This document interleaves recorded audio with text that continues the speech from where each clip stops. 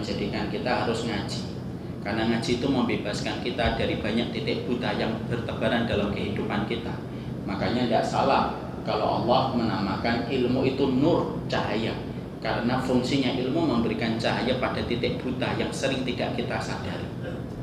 Kita paham Mike Tyson. Mike Tyson itu siapa yang meragukan kekuatan Mike Tyson?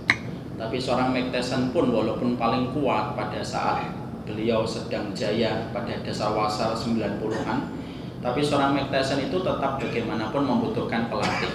Pelatihnya Mike Tyson itu di Amato, yang orangnya tua, sudah keriput, sudah beruban Pak. Tapi karirnya Mike Tyson itu sangat tergantung sama di Amato. Kenapa di Amato sangat penting bagi karirnya petinju seorang Mike Tyson? Karena di Amato mampu melihat titik butanya Mike Tyson ketika beliau di atas ring Pak. Kalaulah Mike Tyson, Messi, kemudian Cristiano Ronaldo masih membutuhkan pelatih karena mereka tidak mampu melihat titik butanya mereka kalau mereka sedang bertanding dan merumput bola. Kita ini manusia itu banyak blind spotnya.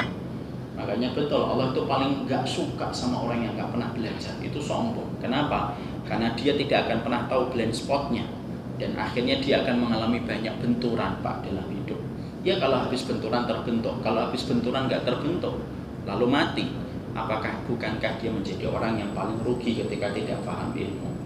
Makanya Allah menyampaikan lewat lisan Rasulullah, orang yang paling dibenci oleh Allah itu siapa? Orang yang paling dibenci oleh Allah bukan pezina saja, bukan hanya peminum khamr, tetapi sesungguhnya orang yang paling dibenci oleh Allah, abghadur rijali indallahi alimun bidunya jahilun anil akhirah. Orang yang paling dibenci oleh Allah di bawah kolong langit itu siapa? Orang yang paham dunia tapi tidak paham urusan akhirat. Padahal itu merupakan pelita dan cahaya untuknya menuju kepada rahmat dan ridhonya Allah. Nah inilah yang menjadikan kita berilmu. Bukan karena kita pengangguran Pak, tapi orang yang duduk di majelis ilmu adalah orang yang paham. Hidup itu pasti menemukan titik buta. Titik buta itu tidak akan bisa tersembuhkan kecuali dengan ilmu yang kita peroleh.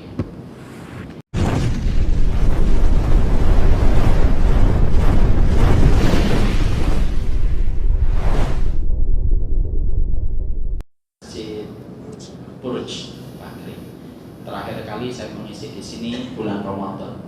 Anak saya masih 7 Pak. Sekarang saya datang lagi ke sini, anak saya sudah 8. Allahu Akbar. Maksudnya apa?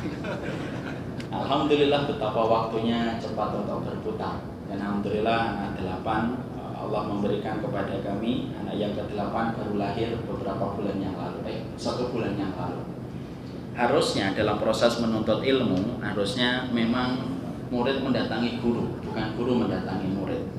Ini seharusnya tidak ideal kayak gini ya. Harusnya bapak yang datang ke tempat saya. Tapi ya kadang-kadang seorang guru itu harus memaklumi murid-muridnya yang nggak pernah sensitif terhadap guru. Ya saya mau maklumi lah. Walaupun bapak akhirnya tidak pernah datang ke kantor kami, buat sekali-kali gitu jamaah di sini Al-Qudus yuk datang ke tempatnya Ustadz gitu. Itu harapan saya Pak, tapi kan saya tidak banyak keinginan Pak. Supaya saya gampang banyak bersyukur kepada Allah. Kita punya kantor Pak di Bekasi, di Kemang Pratama, luas sekali. Kalau Bapak datang insya Allah kita sambut. Walaupun saya tidak tahu apakah undangan ini akan bersambut atau tidak. Kita lihat kebersihan hati para penuntut ilmu yang hadir. Kita akan menyampaikan kajian. Kajian ini adalah nasihat untuk kami. Karena pada dasarnya kita harus paham ya Pak, ngaji itu bukan berarti kita sok pintar. Ngaji itu bukan berarti bahwasanya kita ingin membanggakan dengan apa yang kita kaji. Karena ngaji itu harusnya tidak membuat kita jumawa dan sombong. Kita ngaji itu karena kita paham bahwasanya kehidupan kita itu banyak blind spotnya. Dan kalau kita tidak paham blind spot pada kehidupan kita, maka kita akan banyak mengalami benturan-benturan dalam hidup Pak. Memang betul kata Tan Melaka, terbentur, tapi itu tidak ideal bagi orang yang beriman. Orang beriman adalah orang yang mereka belajar ilmu supaya terbebas dari blind spot, supaya dia tidak mengalami benturan hanya supaya bisa terbentur. Inilah yang menjadikan kita harus ngaji. Karena ngaji itu membebaskan kita dari banyak titik buta yang bertebaran dalam kehidupan kita. Makanya tidak salah kalau Allah menamakan ilmu itu nur, cahaya. Karena fungsinya ilmu memberikan cahaya pada titik buta yang sering tidak kita sadari. Kita paham Mike Tyson. Mike Tyson itu siapa yang meragukan kekuatan Mike Tyson? Tapi seorang Mike Tyson pun walaupun paling kuat pada saat beliau sedang jaya pada dasar-wasar 90-an, tapi seorang Mike Tyson itu tetap bagaimanapun membutuhkan pelatih.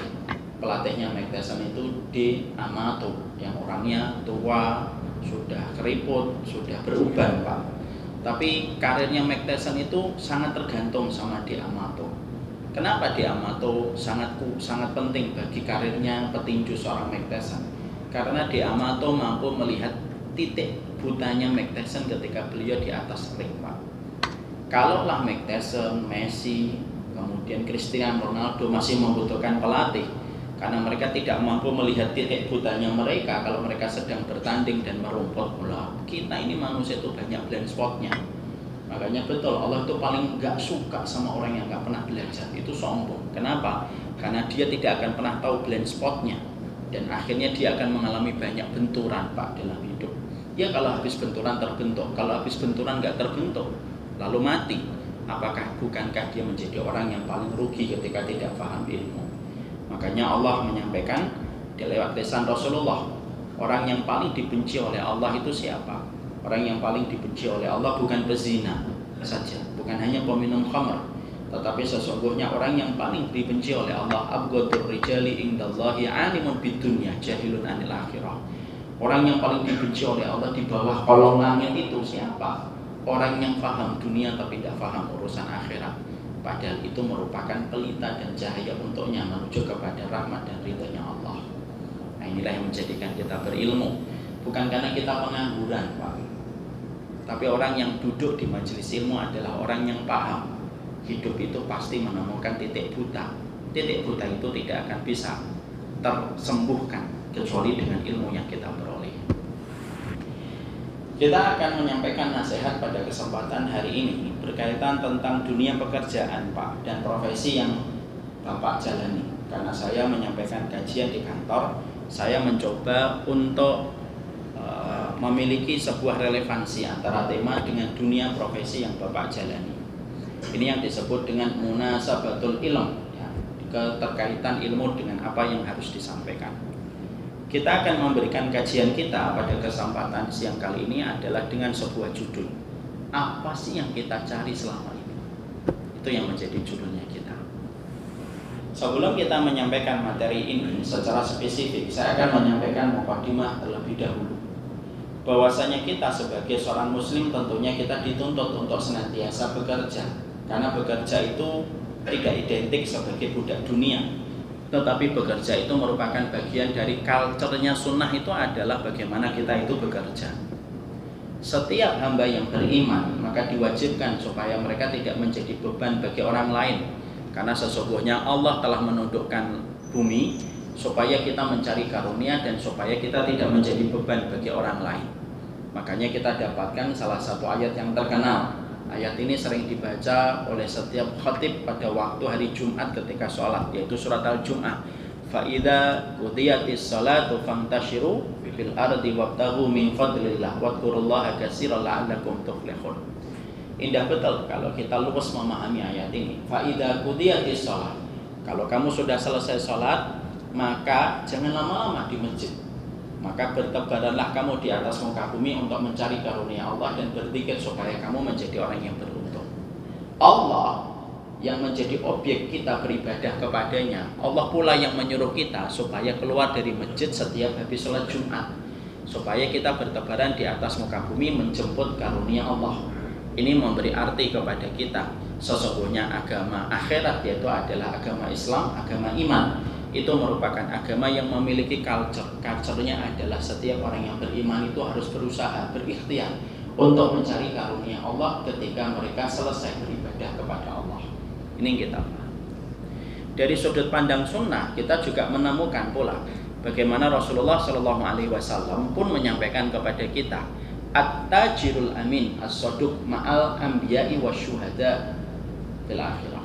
Maka kita menjumpai dalam satu hadis yang disampaikan Nabi, kalau orang itu berbisnis, kalau orang itu berdagang, kalau dia itu jujur dan amanah ketika dia berdagang, maka sesungguhnya dia akan disederajatkan dan dikumpulkan dengan derajatnya para nabi dan derajatnya para syuhada. Masya Allah ya Pak. Dan ternyata kita mendapati penjelasan Nabi, ternyata yang disederajatkan dan dikumpulkan dengan derajatnya para syuhada itu bukan orang yang sholat malam dari isya sampai subuh, bukan. Yang disederajatkan dan dikumpulkan dengan derajatnya para syuhada bukan mereka yang puasa Daud, bukan, tanpa menafikan keutamaan pada dua ketaatan itu. Tapi yang menarik menjadi sebuah narasi untuk kita, mind blowingnya itu apa? Ternyata Nabi mengatakan, sesungguhnya kalau kamu berdagang, kalau kamu berbisnis, kalau kamu bekerja, lalu kamu amanah dan terpercaya ketika kamu bekerja, lalu kamu betul-betul menjaga dari yang haram ketika kamu menjalankan amanah pekerjaanmu, maka sesungguhnya, kata Nabi, kamu sederajat dengan derajatnya para nabi dan para rasul dan derajatnya para syuhada. Masya Allah. Kalau bapak hanya itikaf dari pagi sampai malam, nggak akan sederajat dengan derajatnya syuhada, karena menandingi orang yang mati syahid itu sulit. Kalau kita pada kondisi hanya diam berpangku tangan gitu, lalu kita menjadi beban bagi orang lain walaupun soleh, kita tidak akan sederajat dengan derajatnya syuhada. Tapi kalau bapak berdagang, kalau bapak berbisnis, kalau bapak bekerja, lalu kemudian bapak amanah, maka amanah yang bapak kalau bukan dalam profesi itu, itulah yang akan menjadikan seseorang itu disederajatkan dengan derajatnya para nabi. Dan itu menjelaskan kepada kita, culture-nya sunnah itu bekerja.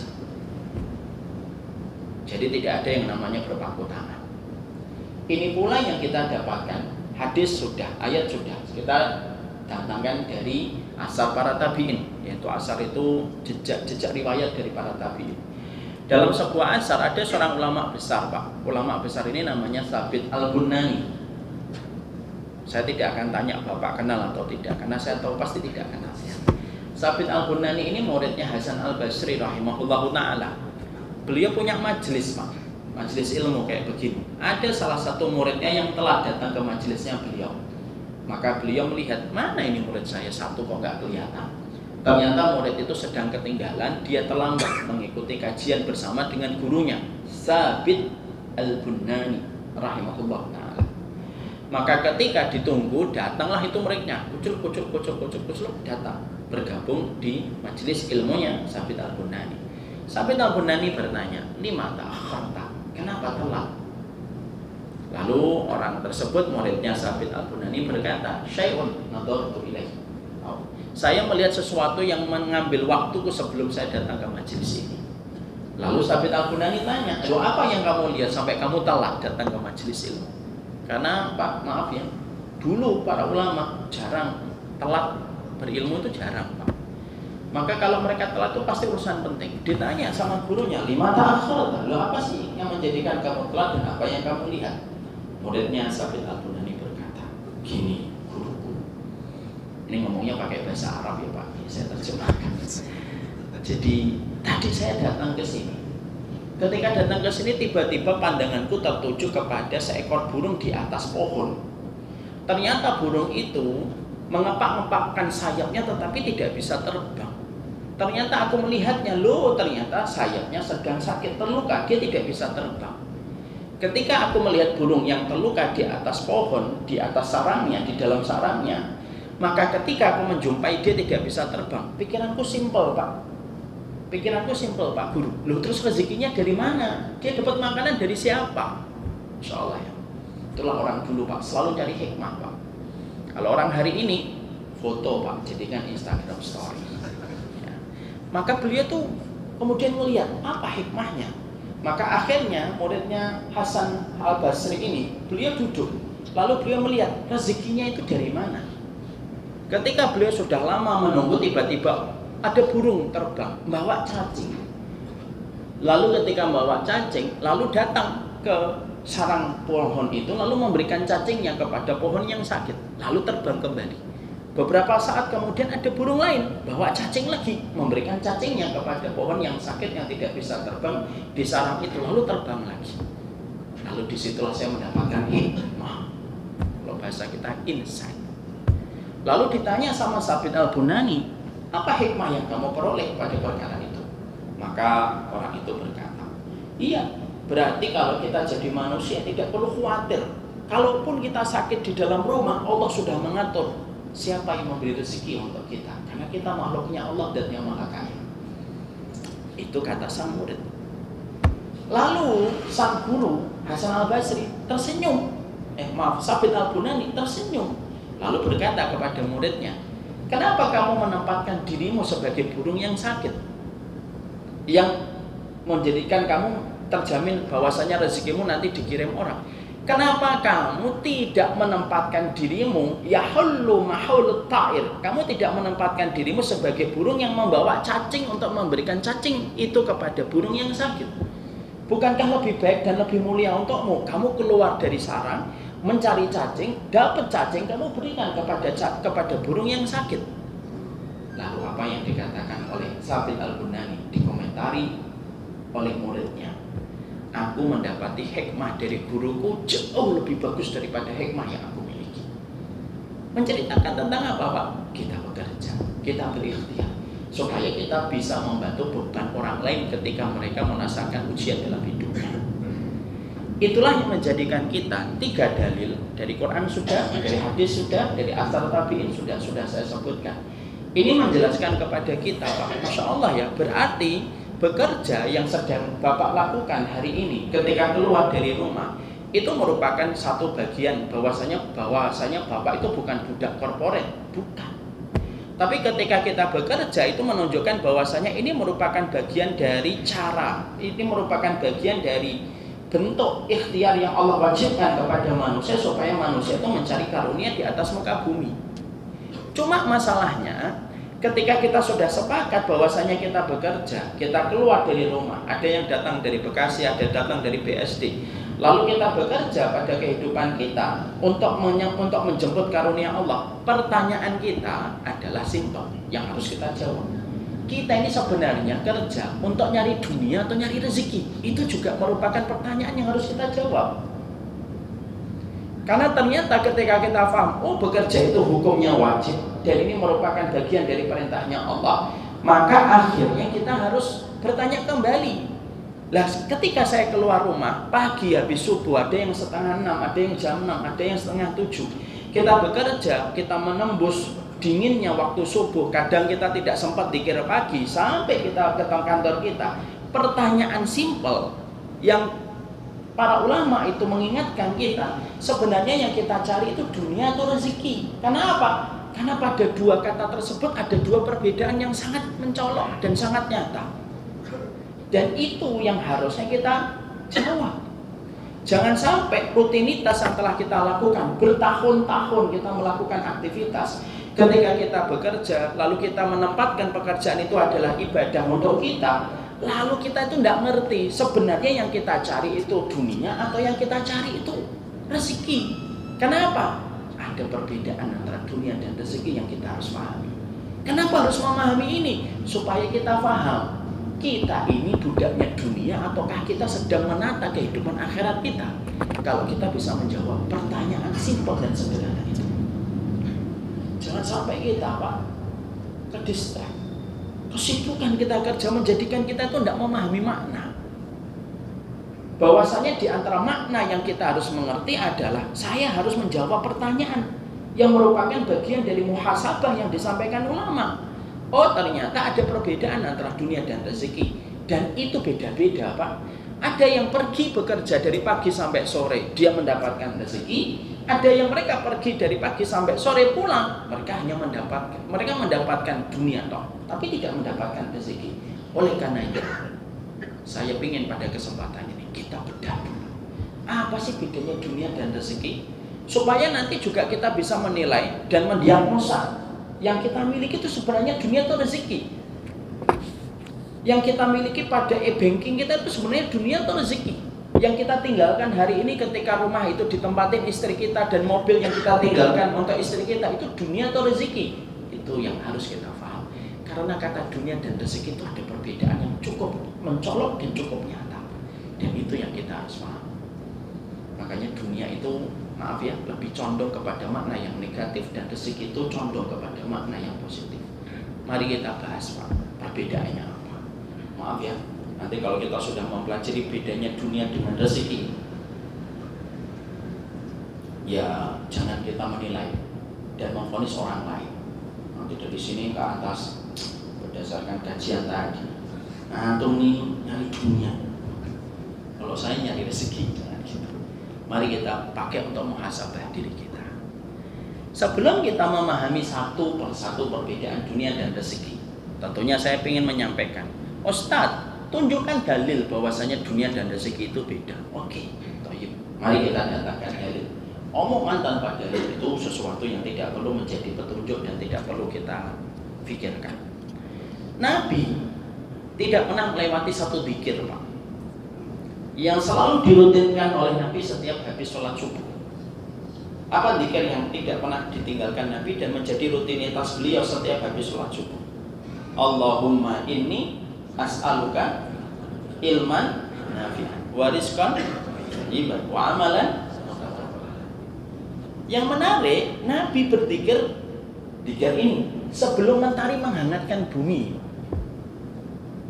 Dan nampak betul, berarti 3 perkara ini kita butuhkan setiap hari, Pak. Sebelum kita memulai aktivitas yang kita jalani ketika bertemu dengan banyak manusia. Ya Allah, saya meminta kepadamu ilmu yang bermanfaat, rezeki yang thayyib, dan amal yang diterima. Karena memang pada dasarnya kebutuhan kita sehari-hari di hadapan Allah ya butuh 3.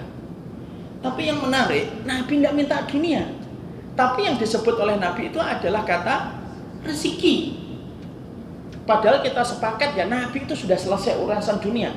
Kalau kata dunia dan rezeki itu sama, Nabi pasti menyebutkan kata dunia ketika beliau itu berdoa kepada Rabb-Nya. Tapi Nabi dalam semua literasi sabda yang beliau sampaikan dalam hadis, Nabi itu tidak mengatakan minta dunia, tapi Nabi itu minta rezeki. Makanya akhirnya itu merupakan sebuah dalil bahwasanya kata dunia dan kata rezeki itu beda. Karena apa? Karena sesungguhnya sebagian besar ulama mengatakan kata dunia itu condong kepada makna yang negatif, maka kata rezeki itu condong kepada makna yang positif. Makanya Allah mengatakan di dalam salah satu ayatnya, wa fis samai rizqukum wa ma tu'adun. Dan sesungguhnya di langit itu ada rezeki yang Allah janjikan untuk kalian. Dan Allah tidak menyebut kata dunia, tapi Allah itu menyebut katanya rezeki untuk memberi kembali arti kepada kita.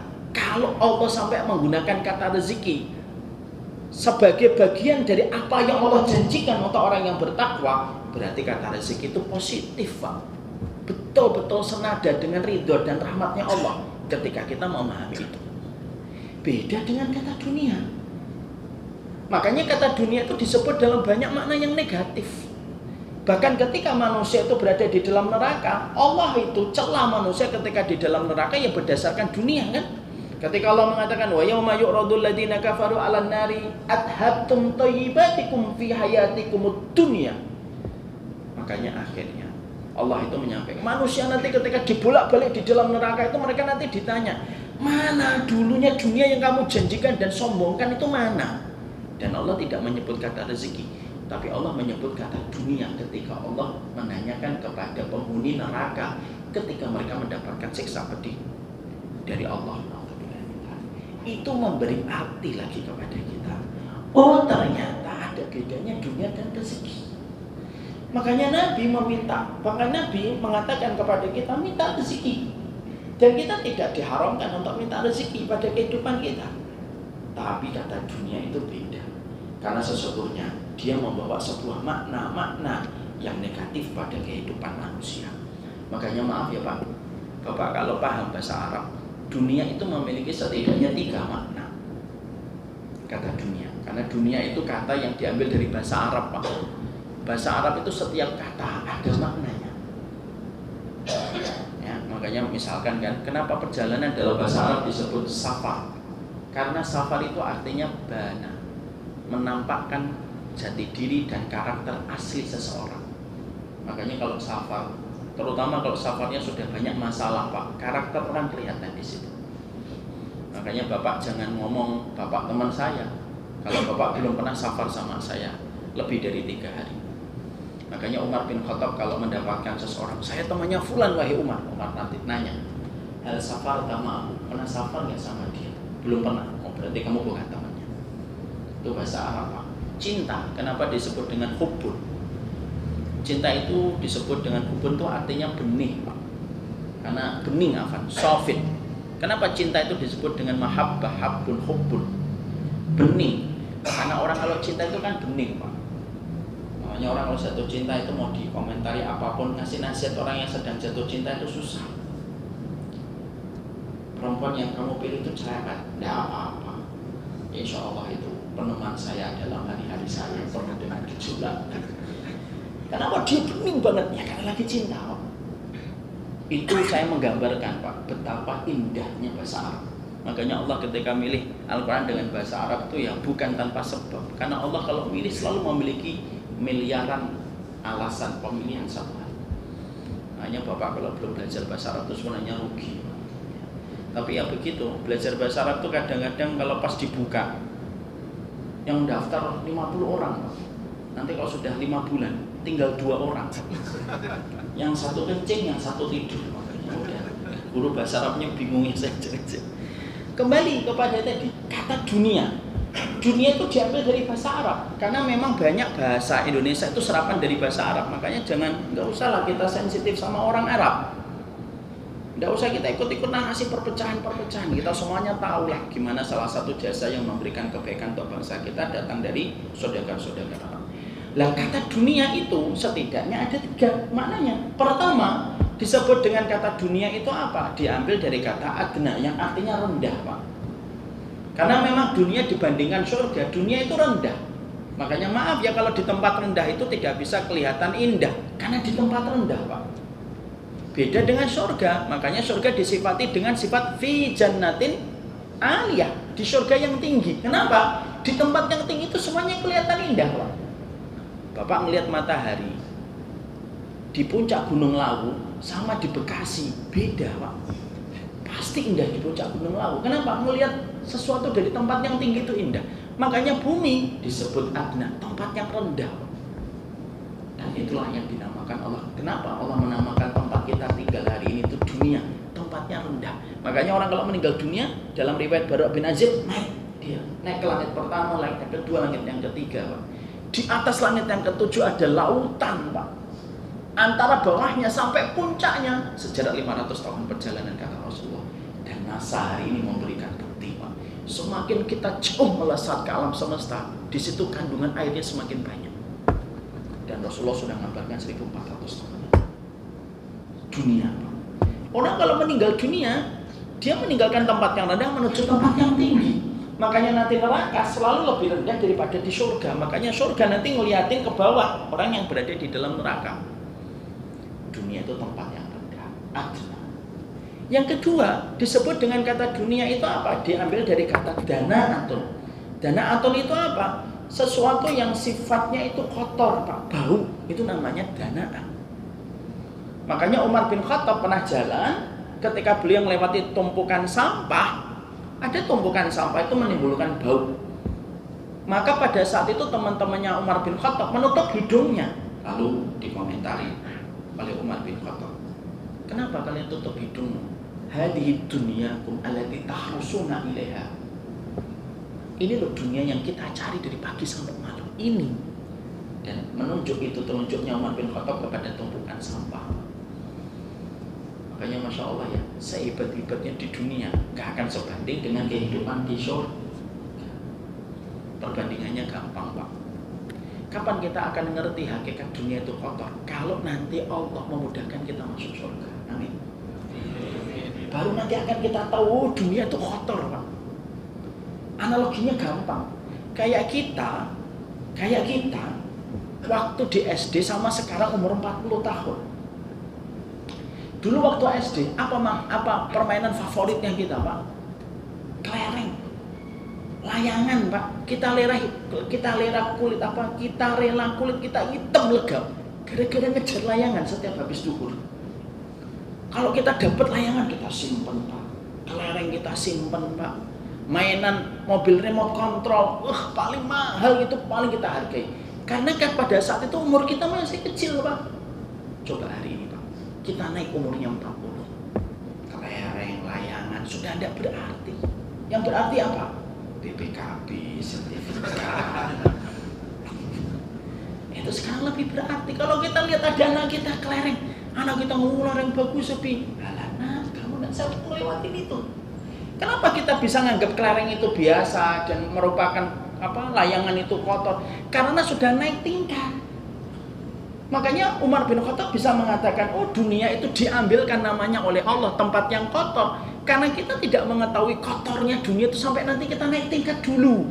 Baru nanti kita tahu, ya dunia mah gitu-gitu aja. Setinggi-tingginya kita dapat dunia Pak ketika mencapai kekayaan miliaran. Tetap Pak, umur 40 ngurangi gula, ngurangi garam. Main futsal jangan. Ya enggak? Saya itu dianu sama dokter. Saat umurnya 43 ya, jangan main futsal. Ya main futsal juga nggak pernah ngegulin dok, saya bilang. Tapi jangan, saat gula kurangin, garam kurangin. Itulah namanya pencapaian tertinggi. Dunia pun ada batasannya karena memang dunia dijadikan oleh Allah ya tempat yang kotor. Itu kata dunia. Yang ketiga Pak, insya Allah ya. Kata dunia itu diambil dari kata yang kasir Pak, pendek Pak. Makanya cepat waktu kan berlalu. Waktu cepat itu berlalu itu dunia Pak. Kita tahu-tahu anak kita dulu SMP sekarang sudah mau izin mau nikah. Dulu anak kita 1, saya masih ingat sekali itu. Awal-awal saya ngajar di Bakri ini anak saya 4, sekarang sudah 8 Pak. Dulu udah lama 5 tahunnya.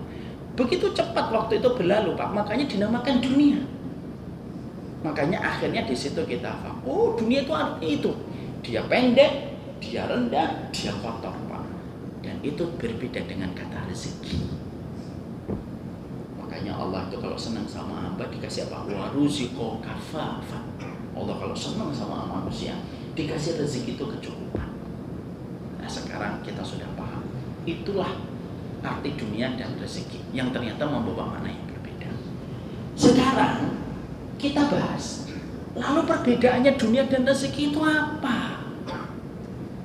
Kalau ternyata dunia membawa makna yang negatif dan rezeki membawa makna yang positif, dan kita tuh pengen tahu yang kita kumpulkan selama ini dunia atau rezeki, maka setidaknya ada 6 perbedaan antara dunia dan rezeki yang harus diketahui setiap orang yang bekerja, harus dimengerti setiap orang yang mereka berdagang, harus dimengerti baik kepada setiap orang yang berbisnis. Supaya apa? Supaya kita memastikan tracknya kita itu track rezeki, bukan track dunia. Kalaupun ternyata kajian ini nanti akhirnya kita menyadari, ya Rob ternyata yang saya cari ini adalah dunia dan ternyata bukan rezeki, kita masih punya kesempatan untuk balik dan memperbaiki sebelum nanti kita berjumpa dengan pemilik rezeki, yaitu adalah Allah. Apa itu? 6 perbedaan antara dunia dan rezeki. Sudah jam 1 kurang 5 menit Pak. Dan saya tadi sudah beliau menyampaikan 15 menit sebelum jam 1 nanti ada pertanyaan. Ini pun sudah ngambil 10 menit pertanyaan. Memang berilmu itu tidak bisa langsung. Man ta'alama jumlatan dhahaba minhu jumlatan. Kata para ulama salaf, Al-Khatib Al-Baghdadi mengatakan orang yang belajarnya instan itu hilangnya instan Pak. Makanya saya nggak mau banyak-banyak supaya Bapak nanti kalau hilang kan nggak banyak. Karena belajarnya baru sedikit. Dan kita baru muqaddimah Pak. Muqaddimahnya ini kita paham, nanti Bapak cerita. Mi, Ma, udah tahu nggak dunia itu artinya apa Ma? Masya Allah. Bapak akan dikomentari istrinya, wah suamiku sudah menjadi imam menuju akhirat. Nanti kita akan pelajari karena waktu kita sudah terbatas. Nggak mungkin saya ngomong 1 poin cuma 5 menit Pak. Anak khawatirnya separuh keterangan itu lebih berbahaya daripada separuh masakan yang baru matang. Makanya saya tidak mau menyampaikan dan memaksa. Ilmu itu yang penting adalah bagaimana pelan-pelan menikmati prosesnya. Makanya sesekali datanglah ke kantornya guru ya. Jadi sumur bukan mendatangi timba, tapi timba mendatangi sumur. Kita lihat nih para pengurusnya merespon ya. Jadi nanti insya Allah hari Sabtu Ahad sekali datang ke kantor kita ngobrol, kita bisa menjadi keluarga. Apa 6 perbedaan itu Ustaz? Doakan saya umur panjang Pak supaya nanti pertemuan berikutnya saya cerita nomor 1 apa, nomor 2 apa, nomor 3 apa. Sepakat di sini? Karena baru muqaddimah kan belum selesai. Maka bertanya pada materi yang belum selesai itu aib Pak. Jadi tidak usah ada pertanyaan. Kita merenungkan, mencerna dulu supaya kita akhirnya bisa mengambil ilmu. Pertanyaannya nanti kalau temanya sudah selesai. Insya Allah materi yang saya sampaikan, saya harus sampaikan referensinya. Saya sampaikan dari referensi tafsirnya Imam Al-Qurtubi, Al-Jami' li Ahkamil Quran. Saya ambilkan dari referensi dari syarah doanya dari Abu Dawud, dari Imam Muslim, dan beberapa keterangan dan akwal para ulama tentang hadis-hadis Nabi yang menceritakan tentang dunia dan rezeki. Insya Allah ini adalah materi yang penting bagi kita yang bekerja. Saya kira ini yang penting saya sampaikan. Semoga Allah memberkahi kita, semoga kita tetap menjadi keluarga, Pak. Selama kita tidak menyimpang dari ketentuan kitabullah dan sunnah, maka kita tetap bersaudara. Ada yang bergerak ketika dia telunjuknya tetap saudara, ada yang tidak bergerak ketika dia tasyahud dia tetap saudara. Dan kita tidak usah memusingkan kalau sampai kita menggerak-gerakkan, karena kita diperintahkan untuk melihat telunjuk kita dan tidak melunjuk kita. Siapapun pilihan kita nanti, entah Bapak Anies Baswedan, entah Bapak Ganjar, entah Bapak Prabowo, ya masing-masing kita punya ikhtiar. Tapi kalau boleh saya menyampaikan, tanyalah orang-orang berilmu di dekat kita, supaya apa yang kita pilih bukan hanya baik, Pak. Kalau baik itu semuanya baik, tapi yang kita ukur adalah baik dan tepat. Karena yang baik belum tentu tepat. Mengukur ketepatan itu adalah dengan kita bertanya sama orang yang berilmu. Ustadz milih siapa? Barakallahu fiikum, yang dapat saya sampaikan. Semoga Allah memberikan kebaikan. Salam takzim untuk keluarga kita. Semoga semua keluarga kita terhindar dari fitnah dunia. Subhanakallahumma wa bihamdika asyhadu an la ilaha illa anta astaghfiruka wa atubu ilaik. Assalamualaikum warahmatullahi wabarakatuh.